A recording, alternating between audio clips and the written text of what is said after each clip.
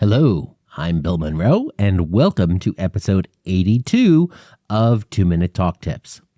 This week's tip, act as if. So what do I mean by that? Well, if you're nervous, one of the most difficult things to do when speaking is to just tell yourself, don't be nervous, don't be anxious, don't have stage fright. Because once you start giving yourself those commands, then you have something else you're trying to live up to, and the problem can compound itself as it builds on itself. And suddenly, you're no longer just nervous, you're nervous about not being nervous. And then you're nervous about not being nervous about not being nervous. And it really just builds and builds it in a really terrible spiral for effectiveness. Instead of trying to just not be nervous, try instead to act as if you're not nervous. Think about other speakers that you have seen that don't appear to be nervous. Think about other successful presenters. Think about other presentations that you've done that have gone well. How did that speaker act? How did that speaker act that made you think they were not nervous? And then act as if you are not nervous. Simply tell yourself you're not nervous, or simply tell yourself you're going to play the character of you not being nervous. And then focus on that, because that is a lot easier, because that acknowledges that your nerves are there and it lets you put that out of your mind. And a funny thing happens when you do that. When you repeatedly act a certain way and behave in a certain way, your brain starts to make you feel that way. So the more times you speak that you act as if you are not nervous, you know what's going to happen? You'll be less nervous. Stick around, and after the break, we're going to talk about the hot topic of imposter syndrome.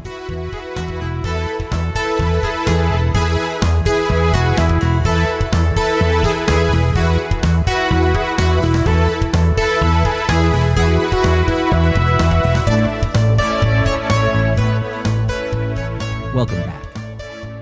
When I took one of my first real management roles at a company I was with, it was at a time of program expansion, and there was a lot of stuff that happened very quickly, to the point where just a few days into it, we were already scheduling a full day of interviews with potential candidates to go ahead and figure out who we were going to onboard and how we were going to fill these different slots around the country, how we were going to design territories and put all of this stuff together, which state was going to be a part of what. And there was a ton of stuff happening. And I only had the vaguest idea of what I was doing. And then I was thrust into starting to do job interviews and being one of the people deciding who are we going to hire? What are we going to offer them? Where are they going to work? What impact are we going to have on these people's lives? And this all happened very quickly in that first context in a management role. And I really had no idea what I was doing at the time. I didn't get much training, and I really thought, who am I to be doing this? Who am I to be making these decisions? Who am I to be making these calls? I felt like a fraud. And that's a feeling that I would feel again in my life. Now, in that case, I really didn't have a lot of training or a lot of experience to actually be doing that at that point. But other folks did have faith in me to do that. The bosses who promoted me into that role, the other folks in the company who were listening to my views, were confident that I could do it, that I knew enough to know what I was doing, that I could make those decisions and make the right calls and provide the right insight to the future of the organization. They had a level of confidence in me that I did not quite have in myself. Of course, what I did was I acted as if I had the confidence, as I talked about in the tip earlier.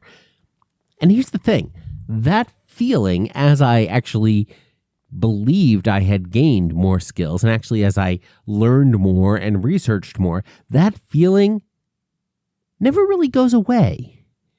Every time I would take on new roles or new tasks or try to expand into new areas and new responsibilities, or try talking about a different topic on stage or to a different audience, or to go through and build different roles within organizations, I've always had the feeling that I don't know what I'm doing, and they're going to catch me one of these days, all of this is going to fall apart. I'm going to be revealed to be a fraud. And yet, that never quite happened. You see, that's a feeling that has just always been a part of that, always been a part of my career. And as I talked with more folks, I realized it's been a feeling that they have as well. And it never really goes away. Of course, once I recognized that and realized, I'm always going to feel like a fraud, no matter whether I am or not. I'm always going to feel that way. I'm always going to feel that I am going to get found out. It became a lot easier to accept, and it became a lot easier to go ahead and do the job, acknowledging that feeling, that sort of irrational feeling in the back of my mind. And I'm sure a lot of you have felt that way too. We've talked over the last several weeks with a number of guests who have expressed this. Hillary and I talked about this a few weeks back when Hillary Billings was on the show. Here's the thing that I eventually realized is not only am I always going to feel this way. Does this sound like a feeling that you've had? Probably. Many people do have this kind of sense, this kind of sort of fear in the back of their mind that they're going to be found out. And like I say, the big secret here is that it's common. Your coworkers, your colleagues feel this way too. Your boss feels this way. Your boss's boss feels this way. Your subordinates feel this way. The people organizing the event that you are speaking at, they probably feel this way. It is a common feeling both up and down and across an organization. Regardless of how competent or how knowledgeable or how experienced folks are, in the back of most people's minds is lurking that fear that they are going to be found out. The important thing here is that when you feel that way, I want you to know that you are not alone. It's called imposter syndrome. Lots of times, we just feel like we are imposters in our roles. Have you experienced imposter syndrome either in your job or more specifically in this context, as a speaker, getting on stage? It's a really common issue for many speakers. And, really, it's one of the main reasons that folks get nervous. Suddenly, we are being thrust onto a stage. We have a room of people listening to us because they want to hear what we have to say. And suddenly, we're not only trying to do a job, but we are actually standing in front of a whole bunch of people who are looking at us. And we feel that, why would they listen to me? What do I have to say? What do I have to offer them? Why should they listen?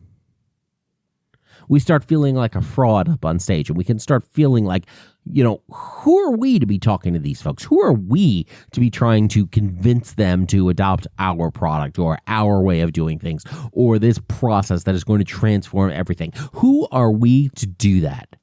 Well, you know what? We are the expert that was brought in to do that.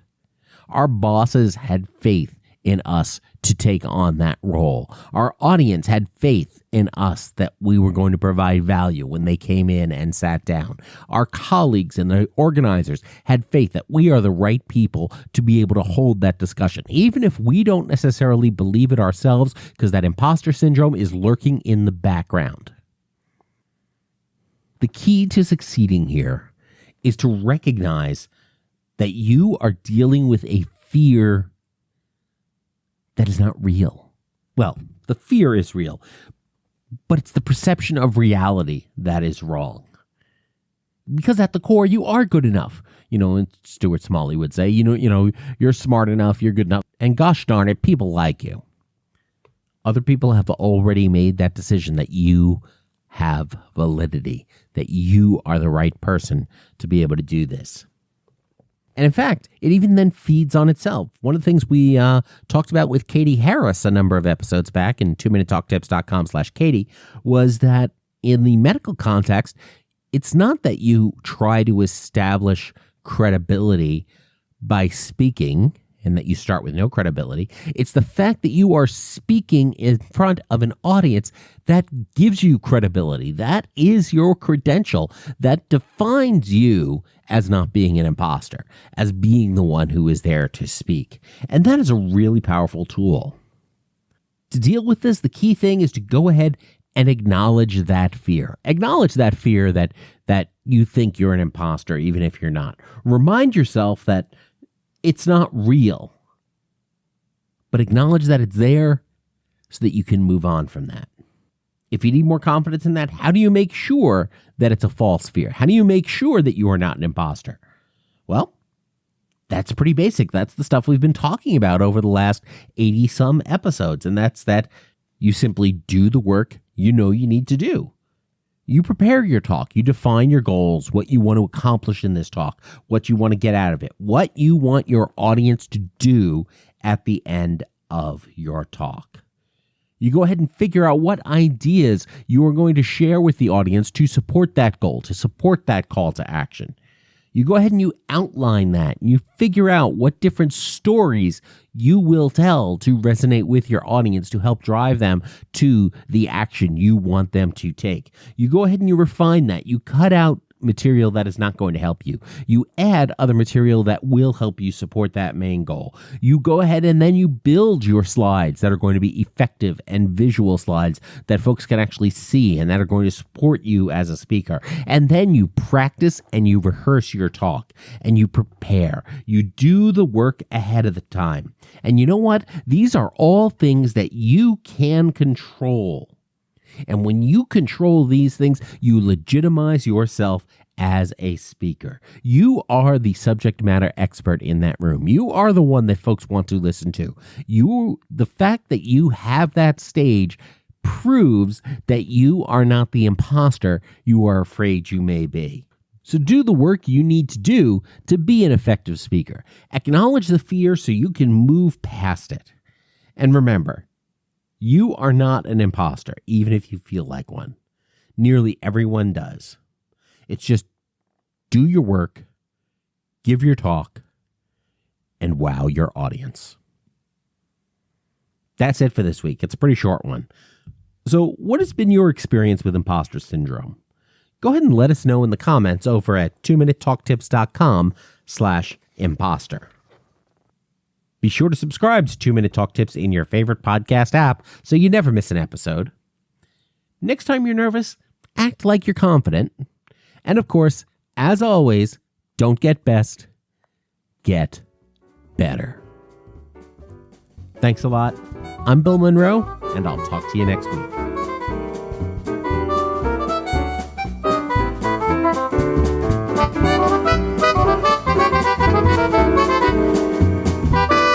Two-Minute Talk Tips is a proud production of the Currently Speaking Podcast Network.